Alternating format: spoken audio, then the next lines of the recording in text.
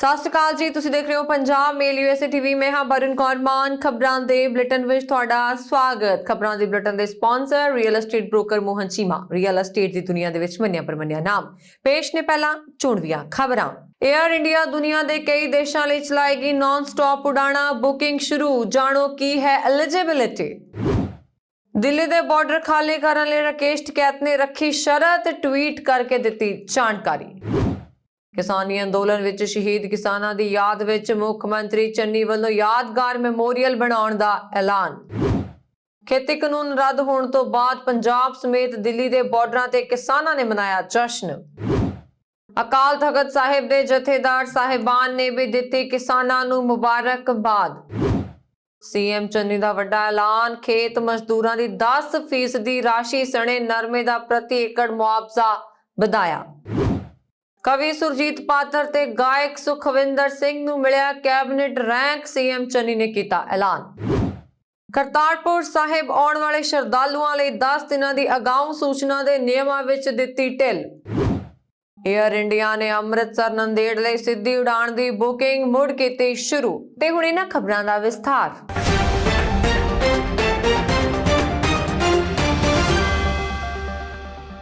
ਭਾਰਤੀ ਹਵਾਈ company air India ਨੇ ਭਾਰਤ ਦੇ ਵੱਖ-ਵੱਖ ਸ਼ਹਿਰਾਂ ਤੋਂ ਦੁਨੀਆ ਦੇ ਕਈ ਦੇਸ਼ਾਂ ਲਈ ਨਾਨ ਸਟਾਪ ਅੰਤਰਰਾਸ਼ਟਰੀ ਉਡਾਣਾਂ ਦਾ ਐਲਾਨ ਕੀਤਾ ਹੈ। 에ਅਰਲਾਈਨ ਨੇ ਇਹਨਾਂ ਉਡਾਣਾਂ ਲਈ ਬੁਕਿੰਗ ਵੀ ਸ਼ੁਰੂ ਕਰ ਦਿੱਤੀ ਹੈ। ਇਸ ਦੇ ਨਾਲ ਹੀ ਯਾਤਰੀਆਂ ਨੂੰ ਇਹ ਵੀ ਸਲਾਹ ਦਿੱਤੀ ਗਈ ਹੈ ਕਿ ਟਿਕਟ ਬੁੱਕ ਕਰਵਾਉਣ ਤੋਂ ਪਹਿਲਾਂ ਆਪਣੀ ਯੋਗਤਾ ਨੂੰ ਸਮਝ ਲੈਣ ਤਾਂ ਜੋ ਤੁਹਾਨੂੰ ਕਿਸੇ ਤਰ੍ਹਾਂ ਦੀ ਪਰੇਸ਼ਾਨੀ ਦਾ ਸਾਹਮਣਾ ਨਾ ਕਰਨਾ ਪਵੇ। ਭਾਵ ਕੋਵਿਡ ਦਿਸ਼ਾ ਨਿਰਦੇਸ਼ਾਂ ਮੁਤਾਬਕ ਤੁਸੀਂ ਕਿੱਥੇ ਜਾਣਾ ਚਾਹੁੰਦੇ ਹੋ, ਉੱਥੋਂ ਦੇ ਕੋਵਿਡ ਗਾਈਡਲਾਈਨ ਮੁਤਾਬਕ ਤੁਸੀਂ ਯੋਗ ਹੋ ਜਾਂ ਨਹੀਂ।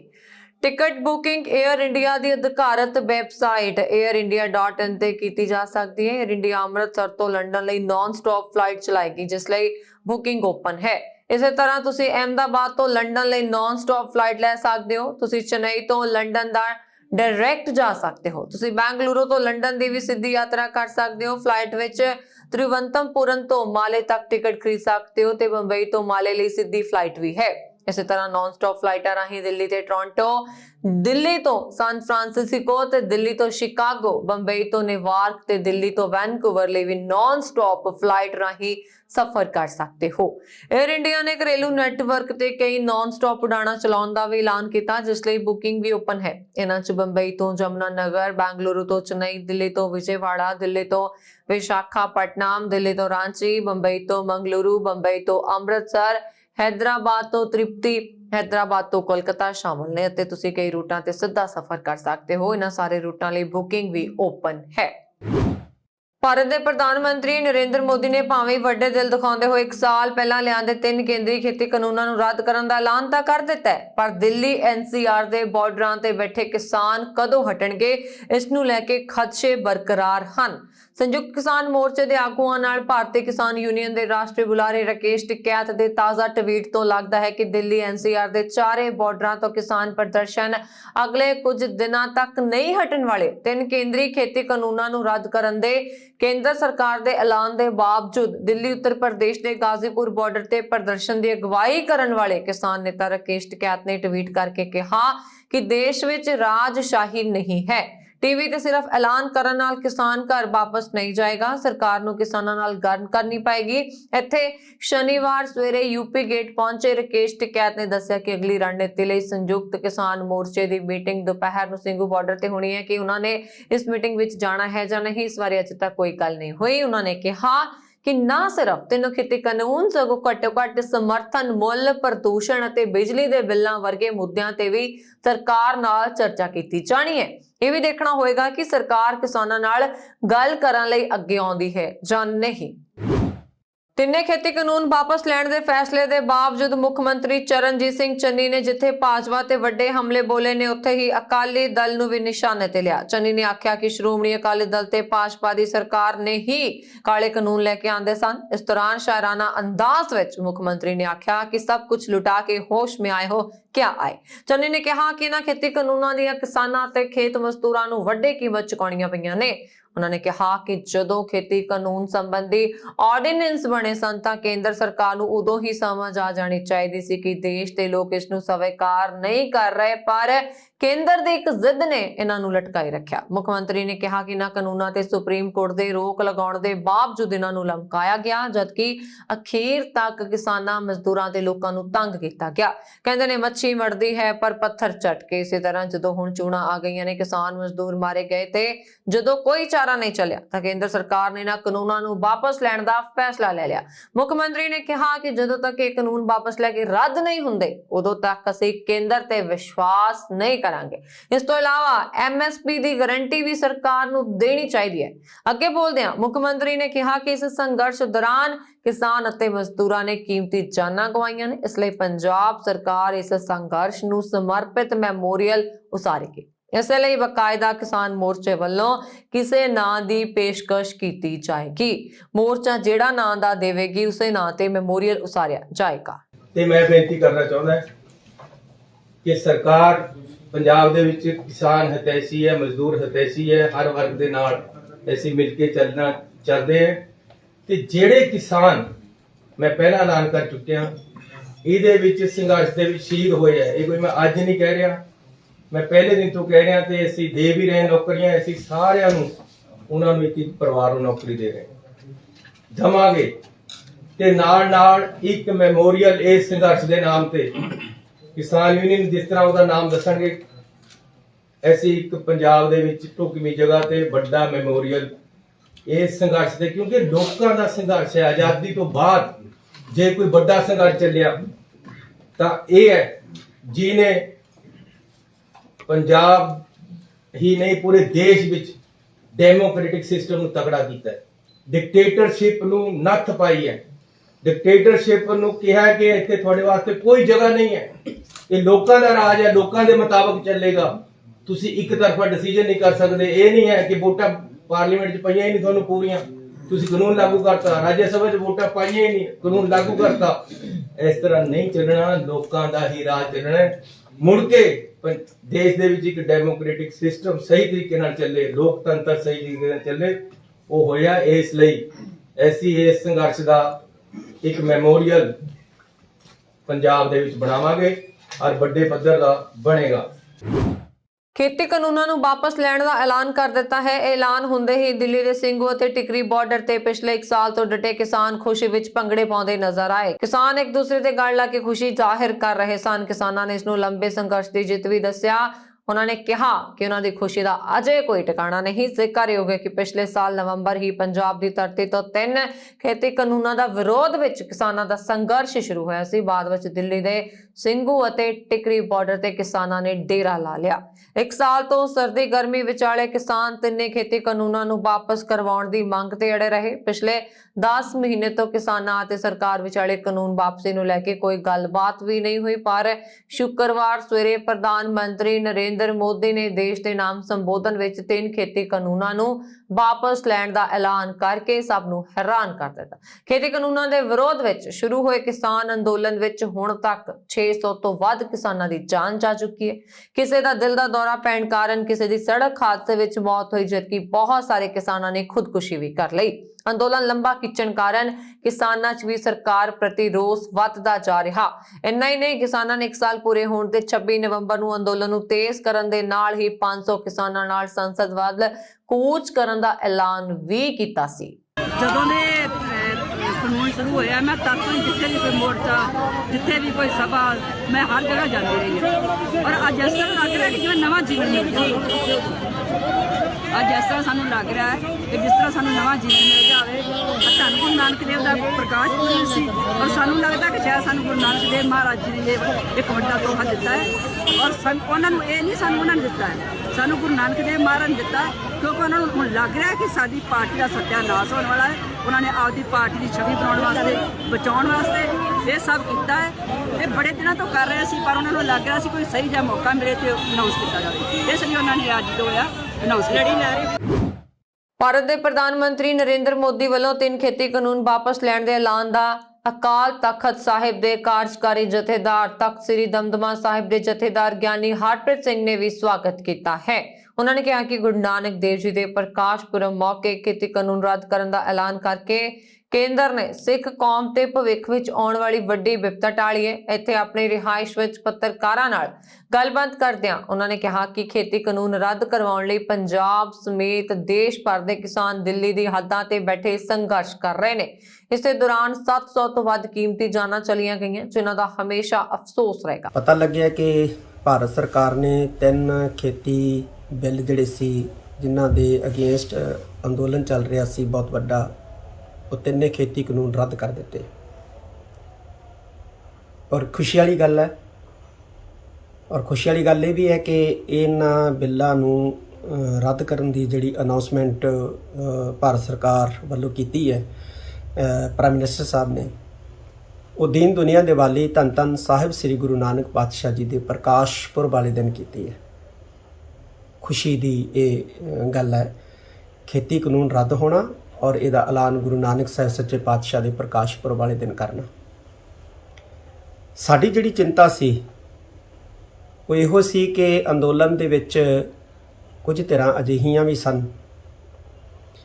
ਜਿਹੜੀਆਂ ਸਿੱਖ ਸੋਚ ਨੂੰ, ਸਿੱਖ ਨਿਸ਼ਾਨ ਨੂੰ, ਸਿੱਖ ਫਲਸਫੇ ਨੂੰ, ਸਿੱਖ ਇਤਿਹਾਸ ਨੂੰ, ਸਿੱਖ ਸੈਂਟੀਮੈਂਟ ਨੂੰ ਦਰਕਨਾਰ ਕਰ ਰਹੀਆਂ ਸੀ, ਤੇ ਕੁਝ ਅਜਿਹੀਆਂ ਧਿਰਾਂ ਵੀ ਸੀ ਜਿਹੜੀਆਂ ਕਿਸਾਨੀ ਦੇ ਇਸ ਮਸਲੇ ਨੂੰ ਸਿੱਖ ਵਰਸਸ ਭਾਰਤ ਸਰਕਾਰ ਬਣਾਉਣ ਦਾ ਯਤਨ ਕਰ ਰਹੀਆਂ ਸੀ।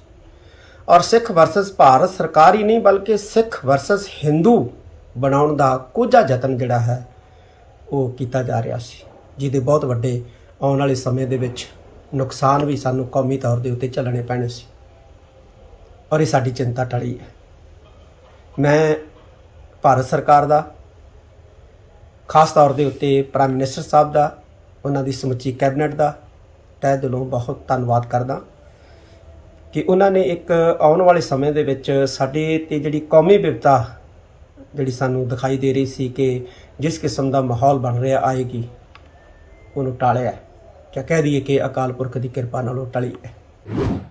पंजाब के मुख मंत्री चरणजीत सिंह चन्नी ने वड्डा ऐलान किया है कि खेत मजदूरों की 10% राशि सने नरमे का मुआवजा प्रति एकड़ ਵਧਾਇਆ ਜਾਏਗਾ। ਮੁੱਖ ਮੰਤਰੀ ਚਰਨਜੀਤ ਸਿੰਘ ਚੰਨੀ ਨੇ ਗੁਲਾਬੀ ਸੁੰਡੀ ਦੇ ਹਮਲੇ ਕਾਰਨ ਨੁਕਸਾਨੀ ਗਈ ਨਰਮੇ ਦੀ ਫਸਲ ਲਈ ਮੁਆਵਜ਼ਾ 13,200 ਤੋਂ ਵਧਾ ਕੇ 18,700 ਰੁਪਏ ਕਰ ਦਿੱਤਾ ਹੈ ਤੇ ਨਾਲ ਹੀ ਐਲਾਨ ਕੀਤਾ ਹੈ ਕਿ ਮੁਆਵਜ਼ੇ ਦੀ ਰਕਮ ਦਾ 10 ਹਿੱਸਾ ਖੇਤ ਮਜ਼ਦੂਰਾਂ ਨੂੰ ਰਾਹਤ ਵਜੋਂ ਦਿੱਤਾ ਜਾਏਗਾ। ਦੱਸ ਦਈਏ ਕਿ ਸੀਐਮ ਚੰਨੀ ਨੇ ਮਾਲਵਾ ਪੱਟੀ ਦੇ ਨਰਮਾ ਕਾਸ਼ਤਕਾਰਾਂ ਲਈ ਮੁਆਵਜ਼ੇ ਦੀ ਮੌਜੂਦਾ ਰਾਸ਼ੀ ਨੂੰ ਪ੍ਰਤੀ ਏਕੜ 12,000 ਰੁਪਏ ਤੋਂ ਵਧਾ ਕੇ 17,000 ਰੁਪਏ ਕਰਨ ਦਾ ਐਲਾਨ ਕੀਤਾ ਸੀ। ਉਹਨਾਂ ਮੁਆਵਜ਼ੇ ਦੇ ਉਪਰੋਕਤ ਮਾਪਦੰਡਾਂ ਤੋਂ ਇਲਾਵਾ ਕਪਾਹ ਚੁਗਣ ਵਾਲੇ ਖੇਤ ਮਜ਼ਦੂਰਾਂ ਨੂੰ ਵੀ 10% ਦੀ ਰਾਹਤ ਦੇਣ ਦਾ ਐਲਾਨ ਕੀਤਾ। ਖੇਤ ਮਜ਼ਦੂਰਾਂ ਕਪਾਹ ਚੁਗਣ ਵਾਲਿਆਂ ਨੂੰ ਹੁਣ 1200 ਰੁਪਏ ਪ੍ਰਤੀ ਏਕੜ ਦੀ ਥਾਂ ਹੁਣ 1700 ਰੁਪਏ ਪ੍ਰਤੀ ਏਕੜ ਦਿੱਤੇ ਜਾਣਗੇ। ਮੁੱਖ ਮੰਤਰੀ ਚਰਨਜੀਤ ਸਿੰਘ ਚੰਨੀ ਨੇ ਇਹ ਵੀ ਦੱਸਿਆ ਕਿ 5000 ਰੁਪਏ ਪ੍ਰਤੀ ਏਕੜ ਦੀ ਵਧੀ ਹੋਈ ਰਾਹਤ ਰਕਮ ਕਿਸਾਨਾਂ ਨੂੰ ਜਲਦੀ ਅਦਾ ਕਰ ਦਿੱਤੀ ਜਾਏਗੀ ਤੇ ਇਸ ਰਕਮ ਦਾ 10% ਹਿੱਸਾ ਖੇਤ ਮਜ਼ਦੂਰਾਂ ਨੂੰ ਦਿੱਤਾ ਜਾਏਗਾ। ਕਿਸਾਨ ਆਗੂਆਂ ਵੱਲੋਂ ਮੁੱਖ ਮੰਤਰੀ ਚੰਨੀ ਦੇ ਇਸ ਫੈਸਲੇ ਲਈ ਉਹਨਾਂ ਦਾ ਧੰਨਵਾਦ ਕੀਤਾ ਗਿਆ ਤੇ ਨਾਲ ਹੀ ਕਿਹਾ ਗਿਆ ਕਿ ਸੂਬਾ ਸਰਕਾਰ ਵੱਲੋਂ ਦਿੱਤੀ ਗਈ ਰਾਹਤ ਨਾਲ ਕਿਸਾਨਾਂ ਨੂੰ ਆਰਥਿਕ ਮਦਦ ਮਿਲੇਗੀ। ਪੰਜਾਬ ਦੇ ਮੁੱਖ ਮੰਤਰੀ ਚਰਨਜੀਤ ਸਿੰਘ ਚੰਨੀ ਨੇ ਦੇਰ ਸ਼ਾਮ ਇੱਥੇ ਉੱਗੇ ਗਾਇਕ ਸੁਖਵਿੰਦਰ ਸਿੰਘ ਨੂੰ ਰਾਜ ਗਾਇਕ ਅਤੇ ਸ਼ਾਇਰ ਸੁਰਜੀਤ ਪਾਤਰ ਨੂੰ ਸ਼੍ਰੋਮਣੀ ਸਾਹਿਤਕਾਰ ਦੇ ਮਾਣ ਨਾਲ ਨਿਵਾਜਦੇ ਹੋਏ ਦੋਵਾਂ ਲਈ ਕੈਬਨਿਟ ਰੈਂਕ ਦੇਣ ਦਾ ਐਲਾਨ ਕੀਤਾ ਹੈ। ਦੱਸ ਦਈਏ ਕਿ ਬੀਤੇ ਦਿਨੀ ਸ਼੍ਰੀ ਚਮਕੌਰ ਸਾਹਿਬ ਵਿਖੇ ਦਾਸਤਾਨੇ ਸ਼ਹਾਦਤ ਨੂੰ ਸਮਰਪਿਤ ਸੰਗੀਤਕ ਸ਼ਾਮ ਦੌਰਾਨ ਦੋਵਾਂ ਸ਼ਖਸੀਅਤਾਂ ਵੱਲੋਂ ਸਿੱਖ ਇਤਿਹਾਸ ਦੇ ਇਸ ਅਜ਼ੀਮ ਯਾਦਗਾਰ ਵਿੱਚ ਪਾਏ ਵੱਡਮੁੱਲੇ ਯੋਗਦਾਨ ਦੀ ਸਰਾਹਨਾ ਕਰਦਿਆਂ ਮੁੱਖ ਮੰਤਰੀ ਚੰਨੀ ਵੱਲੋਂ ਇਹਨਾਂ ਦੋਵਾਂ ਨੂੰ ਪੰਜਾਬ ਦੇ ਇਹ ਅਹਿਮ ਅਤੇ ਵਕਾਰੀ ਸਨਮਾਨ ਦੇਣ ਦਾ ਐਲਾਨ ਕੀਤਾ ਗਿਆ। ਇਹ ਵੀ ਦੱਸਣਾ ਬਣਦਾ ਹੈ ਕਿ ਦਾਸਤਾਨੇ ਸ਼ਹਾਦਤ ਪ੍ਰੋਜੈਕਟ ਦੀ ਪਟਕਥਾ ਪਦਮ ਸ਼੍ਰੀ ਡਾਕਟਰ ਸੁਰਜੀਤ ਪਾਤਰ ਨੇ ਲਿਖੀ ਹੈ। ਇਸ ਦੇ ਨਾਲ ਹੀ ਗੈਲਰੀ ਵਿੱਚ ਦਿਖਾਈਆਂ ਜਾਂਦੀਆਂ ਸਿੱਖ ਇਤਿਹਾਸ ਨੂੰ ਦਰਸਾਉਂਦੀਆਂ ਐਨੀਮੇਸ਼ਨ ਫਿਲਮਾਂ, ਗੀਤ ਅਤੇ ਟਿੱਪਣੀਆਂ ਬੰਬਈ ਅਤੇ ਦਿੱਲੀ ਦੇ ਨਾਮਵਰ ਸਟੂਡੀਓਜ਼ ਤੋਂ ਤਿਆਰ ਕੀਤੀਆਂ ਗਈਆਂ ਹਨ। ਦੇਸ਼ ਦੇ ਨਾਮਵਰ ਗਾਇਕ ਕੈਲਾਸ਼ ਖੇਰ ਅਤੇ ਸੁਖਵਿੰਦਰ ਤੋਂ ਇਲਾਵਾ ਹੋਰ ਵੀ ਕਈ ਨਾਮੀ ਕਲਾਕਾਰਾਂ ਨੇ ਇਹਨਾਂ ਫਿਲਮਾਂ ਵਿੱਚ ਆਪਣੀ ਆਵਾਜ਼ ਦਿੱਤੀ ਹੈ। ਇਸ ਪ੍ਰੋਜੈਕਟ ਨੂੰ ਡਿਜ਼ਾਈਨਰਾਂ, ਤਕਨੀਕੀ ਮਾਹਰਾਂ ਦੀ ਟੀਮ ਦੁਆਰਾ ਪੂਰਾ ਕੀਤਾ ਗਿਆ ਹੈ, ਜਿਨ੍ਹਾਂ ਨੇ ਵਿਸ਼ਵ ਪ੍ਰਸਿੱਧ ਵਿਰਾਸਤ-ਏ ਖਾਲਸਾ ਤਿਆਰ ਕੀਤਾ ਹੈ। ਸੁਰਜੀਤ ਪਾਤਰ ਜੀ ਵਾਸਤੇ ਇਹਨਾਂ ਦੀ ਸ਼ਖਸੀਅਤ, ਪੰਜਾਬੀ ਨੂੰ ਇਹਨਾਂ ਦੀ ਦੇਣ, ਉਹਦੇ ਲਈ ਇਹ ਅਹੁਦਾ ਬਹੁਤ ਛੋਟਾ ਹੈ, ਪਰ ਅਸੀਂ ਇਹਨਾਂ ਨੂੰ ਪੰਜਾਬ ਦੇ ਰਾਜ ਗਾਇਕ ਘੋਸ਼ਿਤ ਕਰ ਰਹੇ ਹਾਂ। ਤੇ ਪੰਜਾਬ ਦੇ ਵਿੱਚ ਕੈਬਨਿਟ ਮਿਨਿਸਟਰ ਦਾ ਅਹੁਦਾ ਵੀ ਦੇ ਰਹੇ ਤੁਹਾਨੂੰ। ਉਹ ਮਨ ਨਹੀਂ ਤੇ ਇਹ ਅਹੁਦਾ ਹੀ ਹੁੰਦਾ ਹੈ, ਮਾਣ ਹੀ ਹੁੰਦਾ ਹੈ। ਇਸੇ ਤਰ੍ਹਾਂ ਸਰਜੀਤ ਪਾਤਰ ਜੀ ਨੂੰ ਵੀ ਅਸੀਂ ਕੈਬਨਿਟ ਮਿਨਿਸਟਰ ਦਾ ਰੈਂਕ ਦੇ ਕੇ ਨਵਾਜ ਰਹੇ ਹਾਂ ਤੇ ਉਹਨਾਂ ਨੂੰ ਅਸੀਂ ਸ਼੍ਰੋਮਣੀ ਪੰਜਾਬ ਸਾਹਿਤਕਾਰ ਵੀ ਅਨਾਉਂਸ ਕਰ ਰਹੇ ਹਾਂ। ਬਹੁਤ ਬਹੁਤ ਸਾਰਿਆਂ ਦਾ ਧੰਨਵਾਦ। श्री गुरु नानक देव जी के 552वें प्रकाश पुरब मौके पाकिस्तान ने भारत तो आने वाले श्रद्धालुओं को गुरुद्वारा करतारपुर साहिब के दर्शन करने लई 10 दिन पहला सूचना देने के नियम विच ढिल दे दित्ती है। एक मीडिया रिपोर्ट में शुक्रवार को यह जानकारी दी गई। हालांकि ये छूट अस्थाई है तो सिर्फ 3 नवंबर तक ही लागू होगी। इस दौरान 240 तो वध श्रद्धालु भारत तो पाकिस्तान के गुरुद्वारा दरबार साहिब पुजे। सूत्रों ने हवाले तो दस्सिया है कि पाकिस्तान सरकार ने यह फैसला भारतीय सिख श्रद्धालुओं दी भावनावां नूं देखते हुए लिया। जिक्र योग है कि भारत ने हाल ही विच गुरुद्वारा साहिब के समागमां तो पहला करतारपुर लांघा खोलण दा फैसला लिया। रिपोर्ट मुताबक पाकिस्तान ने भारतीय सिखां नूं यह सहूलत सिर्फ 3 नवंबर तक लई दित्ती है। नाल ही भारत सरकार तो उम्मीद भी की है कि वो 1 दसंबर तो मुड़ तो इन्हां शर्तां दी पालना पहला वांग करती रहेगी। भारत ते पाकिस्तान विचाले हुए समझौते मुताबक 10 दिन पहला ही सिख श्रद्धालुओं का ब्यौरा देना होएगा ताकि यात्रा संबंधी क्लीयरेंस दी जा सके। दस्सणयोग है कि करतारपुर लांघा 4 किलोमीटर तो वध लंबा है ते पाकिस्तान च गुरुद्वारा दरबार साहिब ते भारत च गुरदासपुर स्थित डेरा बाबा नानक नूं आपस विच जोड़दा है। श्री करतारपुर साहिब का लांघा खुलण तो बाद हुण अमृतसर तो 5 सिख तख्तां विचों एक तख्त श्री हजूर साहिब नंदेड़ जाण वाले पंजाब अते विदेश वसते हज़ारां श्रद्धालुओं लई एक होर खुशखबरी है। इस संबंधी जारी एक विशेष बयान विच फ्लाई अमृतसर इनिशिएटिव के ग्लोबल कन्वीनर अते अमृतसर विकास मंच के विदेश सकत्तर समीप सिंह गुमटाला ने जानकारी सांझी की है कि एयर इंडिया ने अमृतसर नंदेड़ सीधियां उड़ाणां नूं 30 अक्तूबर तो मुअत्तल करन दी आलोचना का सामना करन तो बाद 24 नवंबर 2021 तो सीधी उड़ान नूं मुड़ शुरू करन दा फैसला लिया। एयर इंडिया के इस फैसले का स्वागत करदे गुमटाला ने दस्सिया कि एयर इंडिया की वैबसाइट ते उपलब्ध समा सूची अनुसार यह उड़ान हुण अमृतसर तो हर बुधवार सवेरे 10:45 ते रवाना होएगी अते दोपहर 1 बजे नंदेड़ साहिब पहुंचेगी। इसी तरह नंदेड़ साहिब तो पहली उड़ान 27 नवंबर तो शुरू होएगी ते हर शनिवार सवेरे 9:15 ते रवाना होकर सवेरे 11:30 बजे अमृतसर उतरेगी। एयर इंडिया वालों इस उड़ान नाल बंबई नूं भी सीधा नंदेड़ नाल जोड़ दिता गया है। अमृतसर तो नंदेड़ साहिब पहुंच के जहाज फिर बंबई ले रवाना होएगा ते इसे तरह शनिवार नूं बंबई तो नंदेड़ पहुंच के फिर अमृतसर लई उड़ान भरेगा। पंजाब विच एडवोकेट जनरल नियुक्त करन नूं लैके छिड़ी जंग खत्म करते हुए सरकार ने पंजाब हरियाणा हाईकोर्ट के सीनियर वकील दीपिंदर सिंह पटवालिया नूं नवा एजी बना दिता है। एडवोकेट पटवालिया पंजाब के एजी लई सिद्धू की पहली पसंद हन। उन्हां दी नियुक्ति कैप्टन अमरिंदर सिंह दे मुख मंत्री की कुर्सी तो अस्तीफा देने तो बाद की जा रही सी। इसे दे लई उन्हां नूं वधाइयां भी मिलियां। हालांकि अचानक चन्नी सरकार ने एडवोकेट एपीएस दिओल नूं एजी बना दिता। इस तो बाद सिद्धू ने अस्तीफा दिता। एपीएस दिओल नूं एजी बनाए जाण ते कांग्रेस के सूबा प्रधान नवजोत सिंह सिद्धू मुख मंत्री चन्नी का लगातार विरोध कर रहे सन। सिद्धू के विरोध के चलदियां एडवोकेट दिओल ने 9 नवंबर को अस्तीफा दिता, जिस तो बाद दिओल नूं हटा दिता गया। इस बार सिद्धू की जिद अगे मुख मंत्री चन्नी नूं झुकना पिया ते नवा एजी नियुक्त करन तो पहला सिद्धू की पसंद का ध्यान रखा गया। प्रधानमंत्री नरेंद्र मोदी ने बाबा नानक दे गुरुपुरब मौके 3 खेती कानून वापस लैण दा ऐलान किया। इस मगरों क्यास लगाए जा रहे ने कि हुण श्रोमणी अकाली दल दा भाजपा नाल मुड़ गठजोड़ हो जाएगा। इस दौरान अकाली दल के प्रधान सुखबीर बादल ने खेतीबाड़ी कानूनों की वापसी तो बाद भाजपा नाल मुड़ गठजोड़ की संभावना नूं सिरे तो खारिज कर दिता है। न्यूज़ एजेंसी ANI नाल गलबात दौरान उन्होंने कहा किसान अंदोलन दौरान 700 जानां गईयां हन, शहीदियां होईयां ने। असीं संसद विच प्रधानमंत्री नरेंद्र मोदी नूं भी यह गल कही सी। देश ते किसान इन्ने ही मानदे कि तुसीं काले कानून बनाए हन, तुसीं कानूनां नूं ना लियाओ। असीं जो कहा सी वो सच निकलिया। इस तो बाद जदों उन्हां नूं पुछया गया कि अकाली दल भाजपा नाल नजर आ सकदा है तां उन्हां ने कहा नहीं। ਸ੍ਰੀ ਗੁਰੂ ਨਾਨਕ ਦੇਵ ਜੀ ਦੇ ਪ੍ਰਕਾਸ਼ ਪੁਰਬ ਮੌਕੇ ਸ਼ਹਿਰ ਵਿੱਚ ਲੱਖਾਂ ਦੀ ਗਿਣਤੀ 'ਚ ਸੈਲਾਨੀਆਂ ਦਾ ਇਕੱਠ ਹੋਇਆ। ਅਸੀਂ ਗੱਲ ਕਰ ਰਹੇ ਹਾਂ ਅੰਮ੍ਰਿਤਸਰ ਦੀ। ਇਸ ਤੋਂ ਹੋਟਲ ਮਾਲਕ ਵੀ ਕਾਫੀ ਖੁਸ਼ ਨਜ਼ਰ ਆਏ। ਸ਼ਹਿਰ ਵਿੱਚ ਵੱਡੀ ਗਿਣਤੀ 'ਚ ਸੈਲਾਨੀਆਂ ਦੀ ਆਮਦ ਕਾਰਨ ਸਾਰੇ ਵੱਡੇ ਹੋਟਲਾਂ ਦੇ ਕਮਰੇ ਪੂਰੀ ਤਰ੍ਹਾਂ ਭਰ ਗਏ। ਪ੍ਰਕਾਸ਼ ਪੁਰਬ ਦੇ ਨਾਲ ਵੀਕਐਂਡ ਹੋਣ ਕਾਰਨ ਸ਼ਨੀਵਾਰ ਅਤੇ ਐਤਵਾਰ ਨੂੰ ਹੋਟਲਾਂ ਵਿੱਚ ਕਮਰੇ ਲੈਣ ਲਈ ਇੰਤਜ਼ਾਰ ਦਰਜ ਕੀਤਾ ਗਿਆ। ਇਸ ਦੌਰਾਨ ਸੈਲਾਨੀਆਂ ਦੀ ਰੀਟਰੀਟ ਸਮਾਰੋਹ ਦੇਖਣ ਲਈ ਅਟਾਰੀ ਸਰਹੱਦ ਤੇ ਆਉਂਦੇ ਨੇ। ਇਸ ਕਾਰਨ ਹੁਣ ਹੋਟਲ ਲਗਾਤਾਰ 3 ਦਿਨ ਪੂਰੇ ਚੱਲ ਰਹੇ ਨੇ। ਦੂਸਰਾ, ਇਸ 30 ਦਿਨਾਂ ਵਿੱਚ ਵਿਆਹ ਦਾ ਸਮਾਂ ਹੋਣ ਕਾਰਨ ਹੋਟਲ ਰਿਜ਼ੋਰਟ ਵੀ ਖਚਾ-ਖਚ ਭਰ ਰਹੇ ਨੇ।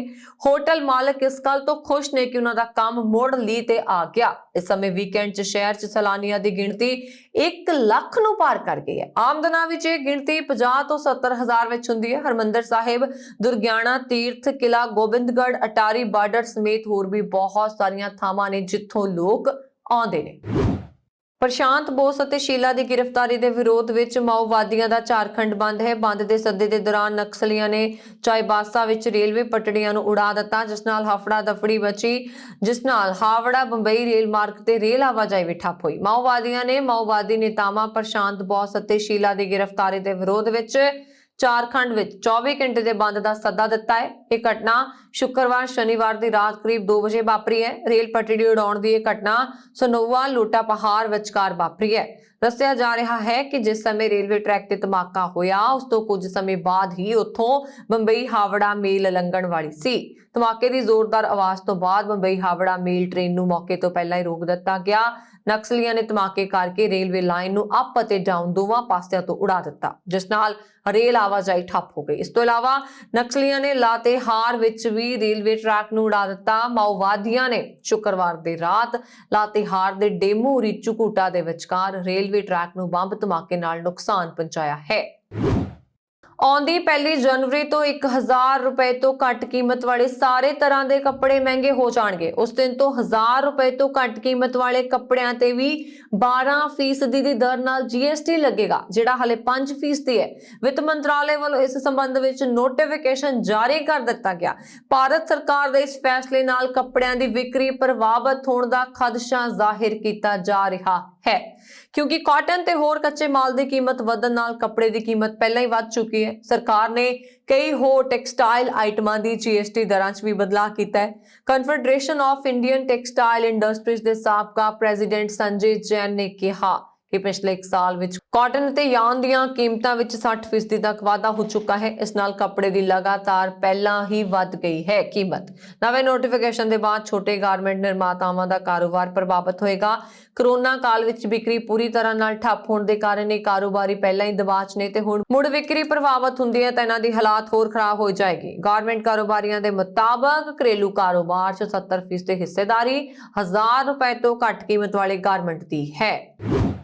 ਅਮਰੀਕੀ ਰਾਸ਼ਟਰਪਤੀ ਜੋ ਬਾਈਡਨ ਵੱਲੋਂ ਆਪਣੇ ਅਹੁਦੇ ਦੀ ਸ਼ਕਤੀ ਉਪ ਰਾਸ਼ਟਰਪਤੀ ਕਮਲਾ ਹੈਰਿਸ ਨੂੰ ਸੌਂਪੀ ਗਈ ਹੈ। ਮਿਲੀ ਜਾਣਕਾਰੀ ਅਨੁਸਾਰ ਜੋ ਬਾਈਡਨ ਕਲੋਨੋਸਕੋਪੀ ਲਈ ਅਨਸਥੀਸੀਆ ਲੈਣ ਵਾਲੇ ਹਨ, ਜਿਸ ਕਾਰਨ ਉਹਨਾਂ ਨੇ ਕੁਝ ਸਮੇਂ ਲਈ ਆਪਣੇ ਅਹੁਦੇ ਦੀ ਕਮਾਨ ਕਮਲਾ ਹੈਰਿਸ ਨੂੰ ਸੌਂਪੀ ਹੈ। ਉਹ ਹਰ ਸਾਲ ਕਲੋਨੋਸਕੋਪੀ ਕਰਵਾਉਂਦੇ ਨੇ। ਅਮਰੀਕੀ ਰਾਸ਼ਟਰਪਤੀ ਸ਼ਨੀਵਾਰ ਨੂੰ 79 ਸਾਲ ਦੇ ਹੋ ਗਏ ਨੇ। ਵਾਈਟ ਹਾਊਸ ਤੋਂ ਕਿਹਾ ਗਿਆ ਹੈ ਕਿ ਬਾਈਡਨ ਦੀ ਮੈਡੀਕਲ ਰਿਪੋਰਟ ਜਾਰੀ ਕੀਤੀ ਜਾਏਗੀ। ਵਾਈਟ ਹਾਊਸ ਦੀ ਪ੍ਰੈਸ ਸਕੱਤਰ ਜੇਨ ਸਾਕੀ ਨੇ ਕਿਹਾ ਕਿ ਸ਼ੁੱਕਰਵਾਰ ਨੂੰ ਜੋ ਬਾਈਡਨ ਆਪਣੀ ਸੱਤਾ ਕਮਲਾ ਹੈਰਿਸ ਨੂੰ ਸੌਂਪਣਗੇ। ਉਹਨਾਂ ਨੇ ਅੱਗੇ ਕਿਹਾ ਕਿ ਬਾਈਡਨ ਆਪਣੇ ਇਲਾਜ ਲਈ ਐਨਸਥੀਸੀਆ ਲੈਣਗੇ। ਤੇ ਇਹ ਸਨ ਹੁਣ ਤੱਕ ਦੀਆਂ ਖਬਰਾਂ। ਮੈਨੂੰ ਬਰਨ ਕੌਰ ਮਾਨ ਨੂੰ ਦਿਵਾ ਗਿਆ। ਹੋਰ ਖਬਰਾਂ ਦੇ ਲਈ ਸਾਡਾ YouTube ਚੈਨਲ ਪੰਜਾਬ ਮੇਲ USA TV ਜ਼ਰੂਰ ਸਬਸਕ੍ਰਾਈਬ ਕਰੋ। ਸਤਿ ਸ਼੍ਰੀ ਅਕਾਲ।